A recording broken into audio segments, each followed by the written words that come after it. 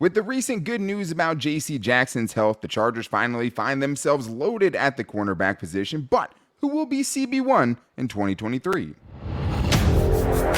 You are Locked On Chargers, your daily podcast on the Los Angeles Chargers, part of the Locked On Podcast Network, your team every day.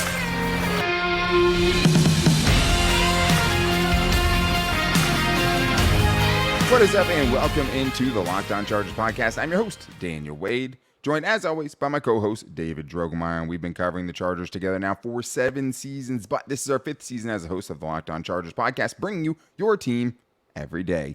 Thank you guys, as always, for making us your first listen today, and to make sure you never miss the show, go subscribe or follow for free on the Locked On Chargers YouTube channel and listen wherever you get your podcast from. David, what do we got today? Well, today we're going to figure out who is going to finish the 2023 season as the Chargers CB1. We're also going to figure out if the culture has changed, and is this finally going to be the year that the Chargers run defense gets better? I mean, we can only hope. We can only hope. But I think as far as CB1, man, it feels like there's an argument for each of these dudes. But today's episode is brought to you by Birddogs. Go to birddogs.com/LockedOnNFL, and they'll throw in a free custom Birddogs Yeti-style tumbler with every order. So this came from a question from superfan Zachary Shelton living in Florida, who asked, who do you think will be the best cornerback this year? Davis has been good. Asante Samuel is coming off a 3-interception performance in a playoff game, and Jackson is coming back from injury, and you have a couple of second-year players that are on the rise. We'll leave Dean Leonard and Jasir Taylor out of this. But David, when things are all done, when the dust has settled, who will be the Chargers' best corner in 2023? Yeah, man. I mean, this is a really, really good problem to have for the Chargers, where they have, a couple of guys that played at a really high level last year with Asante Samuel Jr. and Michael Davis, and then you have J.C. Jackson that has a very prestigious track record. I mean, a guy who is an interception artist. But I think, looking at all of these guys and looking how they finish their seasons, I think that's where I finish here, and I put my hat on Asante Samuel Jr. I think I really have seen the progression for him, from year to year, where he's gotten much better, and especially in coverage. So his reception percentage allowed dropped drastically from 67 down to 59. And, that's something that you can really, point to and say that's progression. And then also, this is a corner and a guy who takes a lot of chances, but those chances are starting to really, pan out. He gets those circus interceptions, and then he finishes last season with that 3 interception performance where it just seemed like he was absolutely everywhere. He's a young player, and I think that progression is going to allow him to finish the next season as CB1. Yeah, I mean, I think there's a case for it. It's not who I'm going to pick, though. But I would say for as far as Asante Samuel Jr. goes, I mean, 3 interceptions in the last game obviously gets you, feeling like, okay, this is a turning point for this guy, right? And that's what you're hoping for. Yeah. Unfortunately, in that game, you got the good and the bad of Asante Samuel Jr., right? Because 4th and 1, Travis Etienne breaks off the long run that ends up sealing the game, right? And he has a chance to fill that hole and make the tackle. And also he gets burnt for a long touchdown. That was part of that comeback. I mean, that's not, he's not very high on the list of why the Chargers lost that game. I would say he's a net positive when you get 3 interceptions. Sure. Right? At the same time, though, consistency will be key for him. Can he find the consistency? Because if he can, I think he absolutely could be cornerback 1 this year. I'm going to go with someone that hasn't been an all-pro before. I'm going to say it's Michael Davis, and I'm going to tell you why. Michael Davis, to me, I think is the safest bet here. Not that I want to go safe, but I just find the least holes in his game if we see what he, was able to do last year. Yeah. And if he can keep it going, right? Because that's the thing with Michael Davis. He did really good, got a good contract, then struggled, right? Got benched. Then had some really off-field issues that affected his play. Absolutely. And that's what you want to hope, right? You want to hope that that's all it was, and it's not just a ping-pong kind of a player who's just up and down every other year. And I'd like to think that things clicked for him from Week 12 on last year, because from Week 12 on last year, he just was CB1 for this season. He was dominant. Obviously, J.C. Jackson wasn't in the picture, but this dude also played well in the playoff game against the Jaguars and was not the reason they lost. But this is why I would pick him. Best season ever as a tackler. Only missed 6% of his tackles last season. Incredible. And only had 4 missed tackles all year. That's obviously going to check a big box off for me because of the perimeter tackling and the corner tackling we've seen. Best stretch of his career last year during that 4-game winning streak, but it was more than that. From week 12 on, right, he had 10 pass breakups from week 12 to week 17. That's elite production. But he also isn't going to probably put up big production numbers. So if you're basing your CB1 off of who's going to have the most interceptions, right, it's hard to think it's going to be Michael Davis because he just never had a big number in that regard, right? Like he's never been a huge interception. You said total 10 guy. of his pass breakups came after week 12? Yeah, 12 to 17. That's insane. That's almost 95% of his pass breakups of the entire season. Yeah, when you have to think he didn't start off as a starter, right? Like Sure. J.C. Jackson didn't get injured until week 7, and he was, Right. Played a couple in the middle there when J.C. Jackson missed a couple weeks. But yeah, I mean, it seemed like things clicked for him week 12 on, right? He only had really one below average game, and it was the game against the Broncos that last week of the season, which was just awful. Yeah. But overall, I mean, 77.6 passer rating allowed to Asante Samuel Jr.'s 97. 3 touchdowns allowed to Asante Samuel Jr., 6 touchdowns allowed, right? Yep. So, I mean, I want it to be Zont. I think it could be Zont. But I think the other question that we'll have to talk about is if Zont's even going to – if Zont's having a position battle in training camp with Jasir Taylor, if they're moving him to the slot, is that a fit for him? I think is a conversation that has to be had. The crazy thing is, David, we're not talking about the one dude who's actually been a CB1 not only for his team, but like in the NFL at one point with J.C. Jackson, right? He's returning from a patellar tendon injury, and it's like this is the only dude who's actually done it. This dude has been an All-Pro. Maybe we're unfairly leaving him out of this conversation. Yeah, and yeah, it might be unfair, but I think it's also warranted too. You just don't know what type of player he's going to return as after this injury. I mean, it's a very significant. This is not an ACL tear here, okay?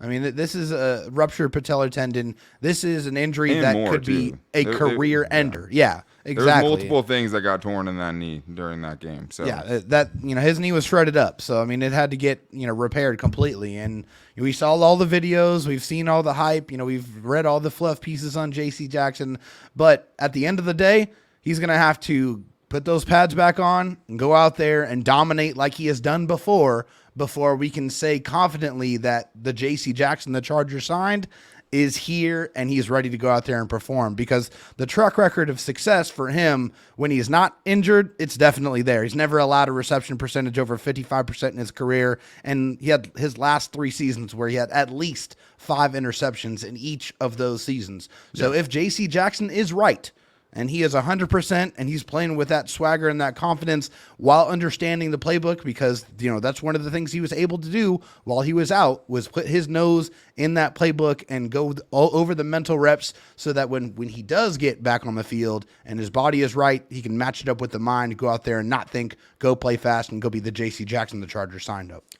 Yeah, I mean, 17 interceptions in the 2 years leading up to when he signed with the Chargers. I think 24 over the 3 seasons. Like, I mean, it was something insane. Like, he's put up insane monster numbers. Big numbers. If he has that season, it's going to be hard not to say he's CB1 if he comes away with 6 picks this year, The other part of it is the vote of confidence that he's gotten from Brandon Staley, because you hear Brandon Staley, right, and this is kind of, I think, part of the culture thing that we'll talk about later, but it's just like, they still expect him to be that dude who's going and locking down number 1 receivers, right? And I think you want to hear that if you're J.C. Jackson, and it seems like J.C. Jackson wants to prove that to himself, right? But 0 interceptions, 1 pass breakup, and 4 touchdowns allowed last year.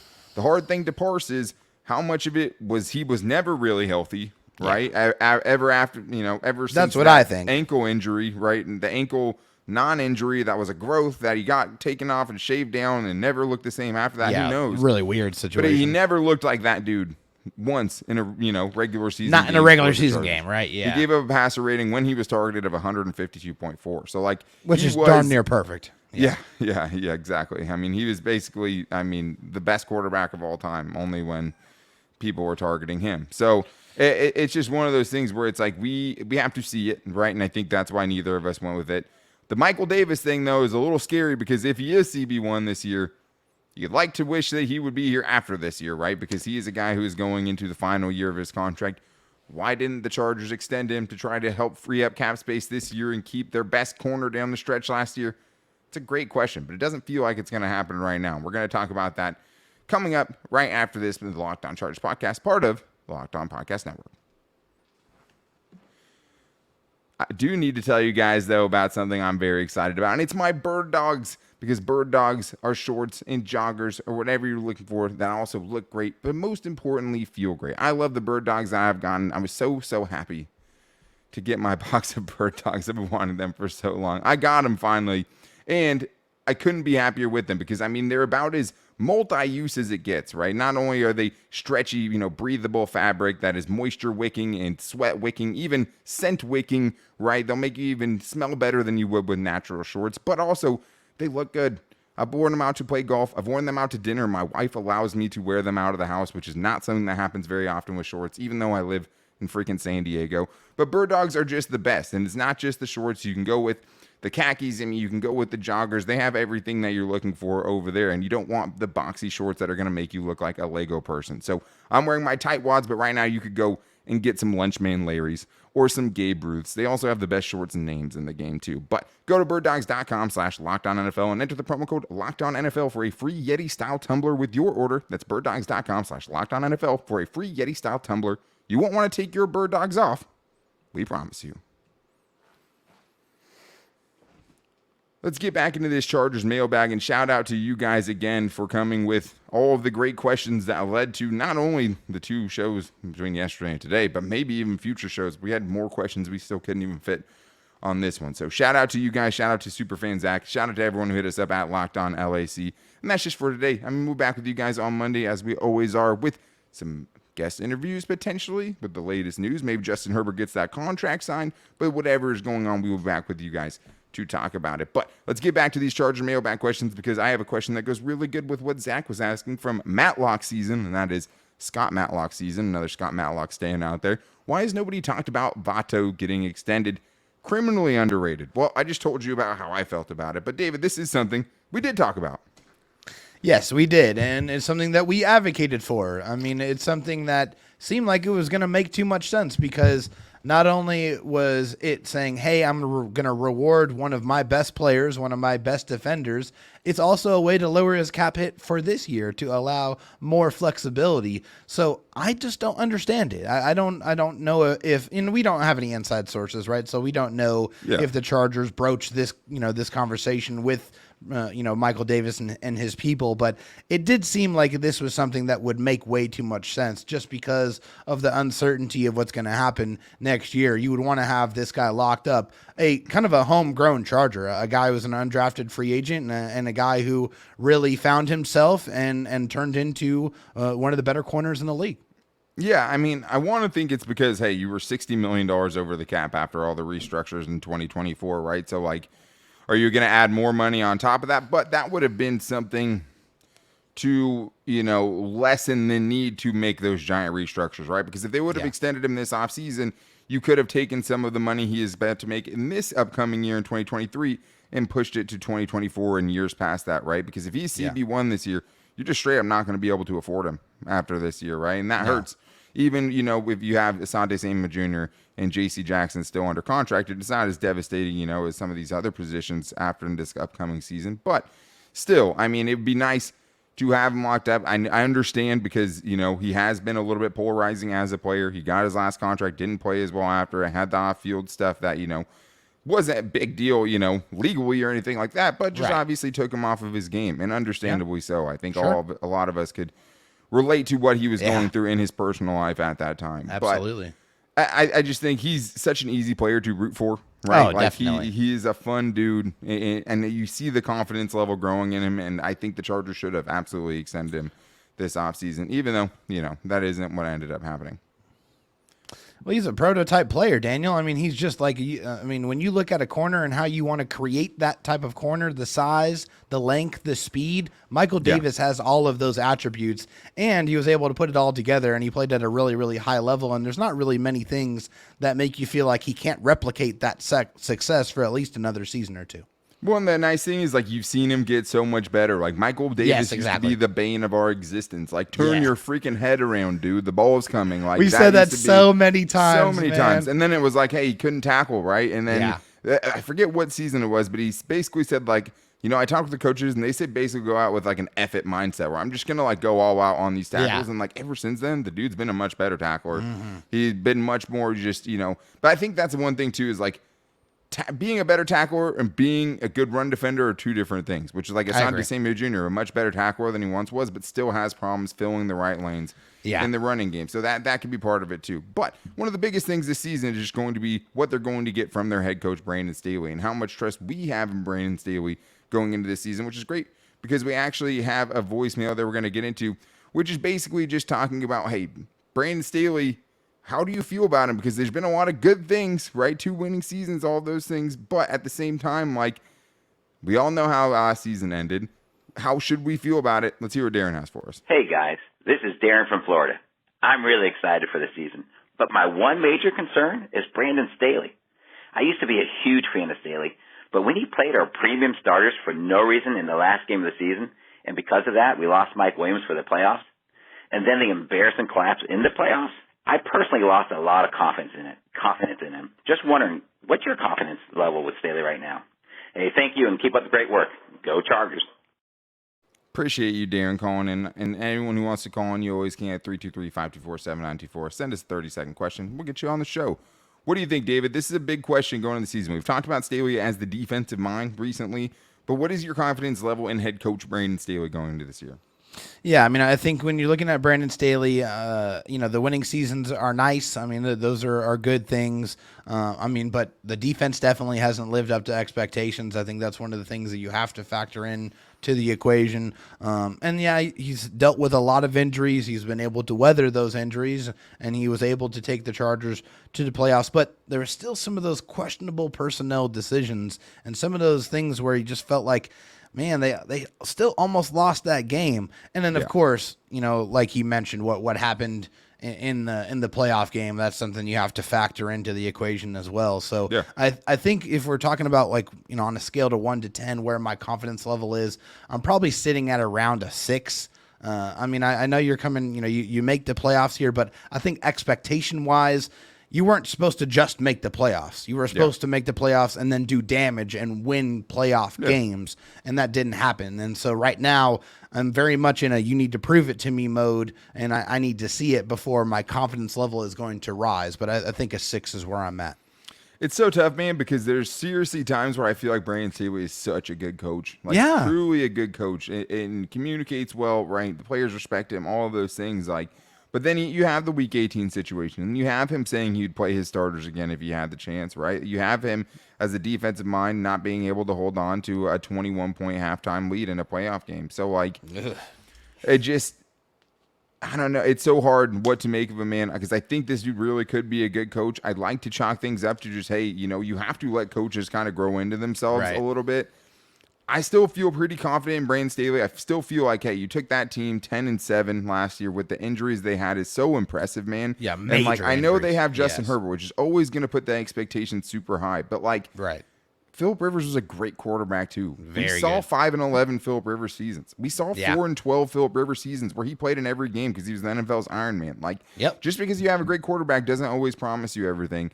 And being able to have the season the Chargers did last year, even though they had some lucky breaks along the way, even though they didn't beat as many good teams as you want them to, there's something to commend about that. But I think this is a big prove-it year. It's hard to have total faith in him right now because it's just, how can you fully buy in? Because if you have that kind of playoff loss, that is a growing pain that you have if you want to be a contender. Do you want to put yourself and your team in the light that we think of these other teams recently the Patriots and teams like that, but now the Bills and the Eagles, and the Chiefs and the teams that you just always expect to be there at the end. To do that, there's going to be some growing pains along the way, but it starts with stacking winning seasons consistently together, right? Yeah. He's done that through 2 seasons, but this is going to be a big year. I'm going to say 7. As a head coach, I think he's a good head coach, but he does idiot things sometimes. And it's so hard to kind of differentiate it at times, man. Everybody makes mistakes, but those mistakes are gonna have to start dissipating here very, very quickly this season. The one thing too that's so hard to quantify is the culture and how much the culture has changed, right? Since he has taken over, because it feels like things at the very least are starting to move in that direction. And if you listen to what players from outside teams are saying, right? Teams that are guys that are coming in like Eric Hendricks or Kaveh Noy, they seem to believe the culture is changing. I tend to believe them, but we're going to get into that coming up right after this.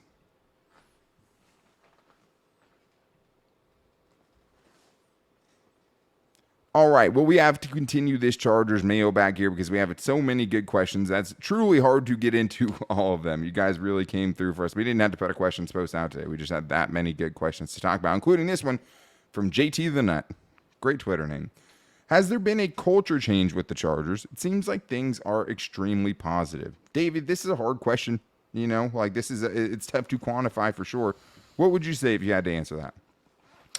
Yeah, I mean, I would say that the big saying about the Chargers is that the Chargers are going to charger, and I feel like that is something that I have felt a lot less under the Brandon Staley regime, where there's been a lot of those games to where in previous seasons they would have lost those games 100% of the time, and there's probably 5 or 6 examples that you can point to, like the Arizona game or the Atlanta Falcons game. In previous years, they lose those games 10 times out of 10. So I think, there's a couple of reasons. Also, I like the concentration on the offensive line. I think that's helped change the culture a little bit. I also feel like there are more Charger fans out there that are rooting for the Chargers, and I think that's part of the culture change. And also, Daniel, it is just what the players are saying as well.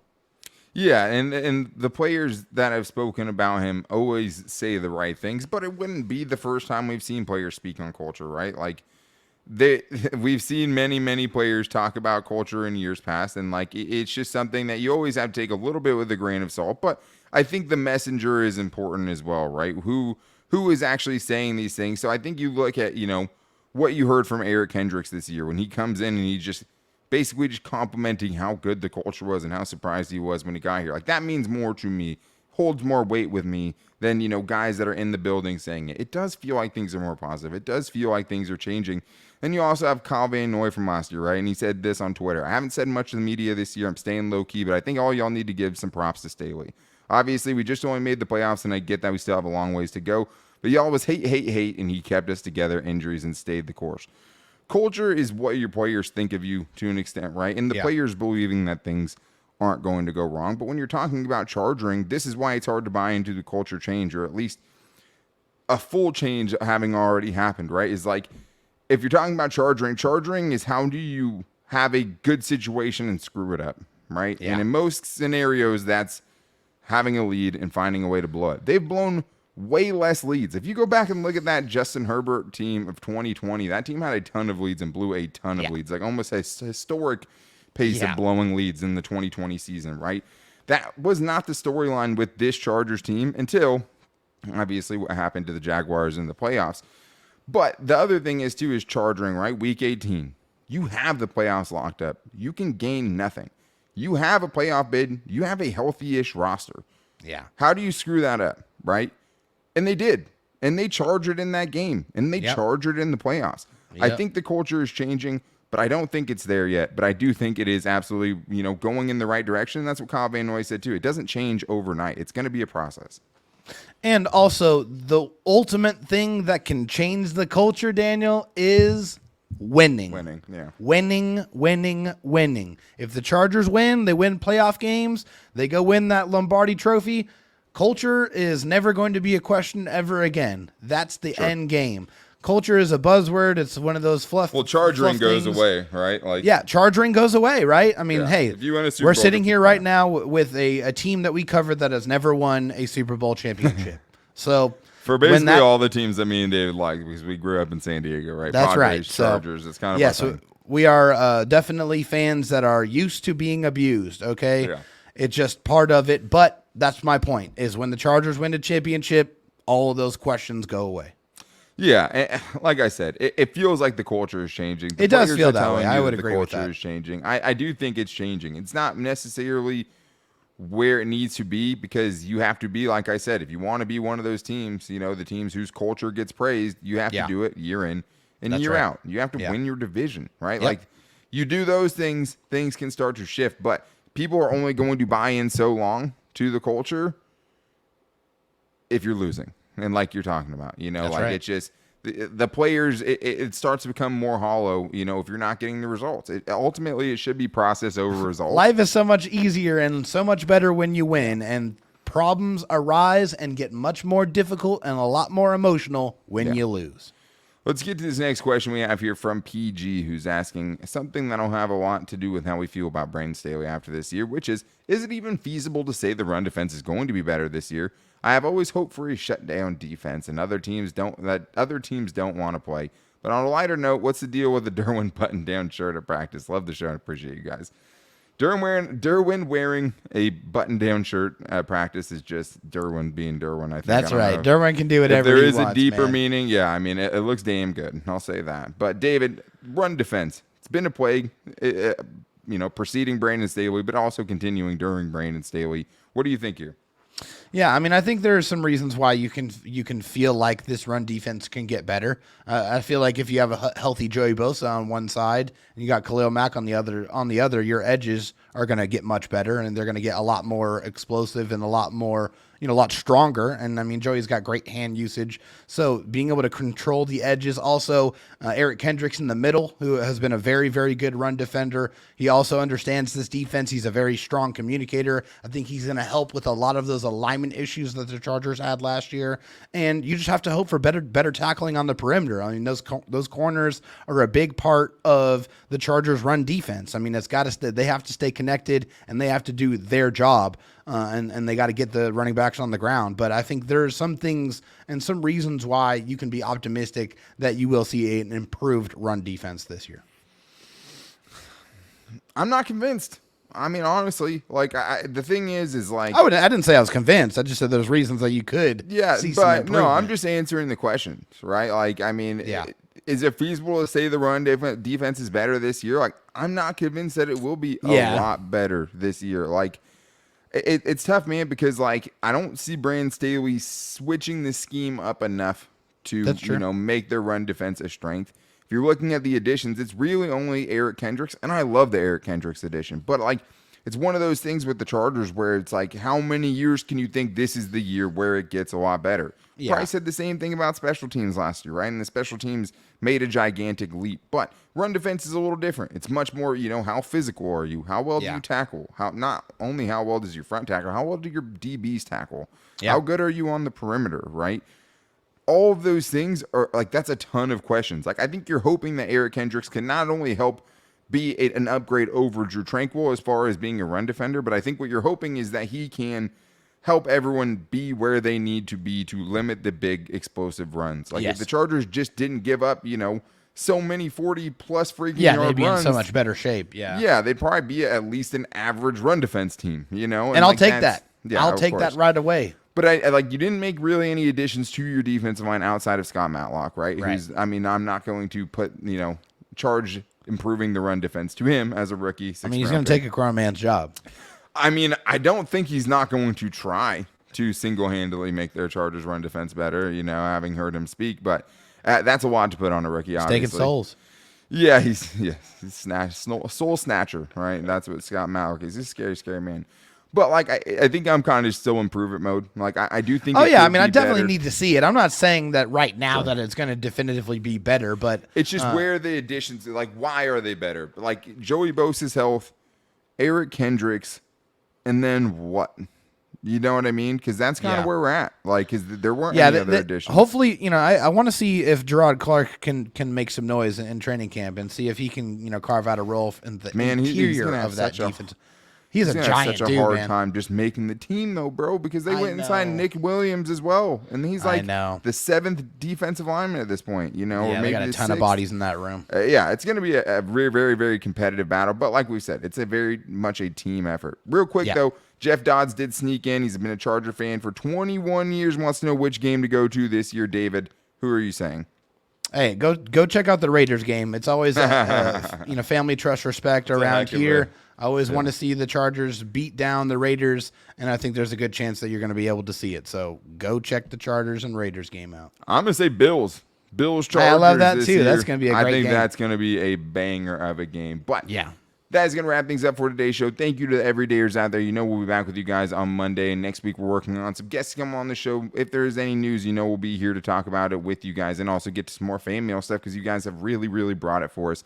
But to make sure you don't miss it, Go subscribe or follow for free to the Locked On Chargers YouTube channel. And you can also listen wherever you get your podcast from, as well as finding it every day on all of our social media. You can find me on Twitter at DanTalkSports, David Drogemeyer on Twitter at DroTalkSD, and the show's page at Locked On LAC. You can also find us at Locked On Chargers on Instagram and our Locked On Chargers Facebook page. But we will be back with you guys on Monday, as always. But until then, take it easy and go Bolts.